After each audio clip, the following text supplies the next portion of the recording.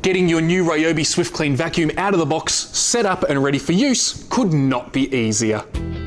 We'll start by removing the solution tank from the front of the unit and filling it with the included spotclean solution. Try to avoid overfilling the unit and never invert, use or store your SWIFTClean Vacuum in a vertical orientation. This unit must always remain in a horizontal position. We then place the solution tank back onto the tool. Add your 1+ battery and ensure the battery cover is securely closed. It's important to note that this unit can take any 1+ battery up to 6 amp size. Anything bigger will not fit inside the battery cover.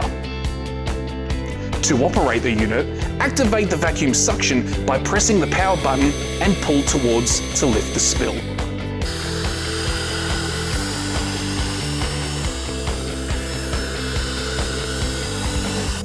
Make sure you spray a generous amount of the spotclean solution to get the best results possible.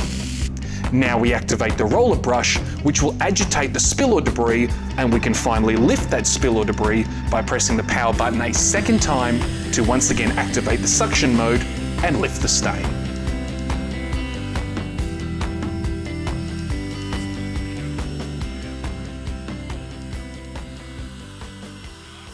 RYOBI, a cut above.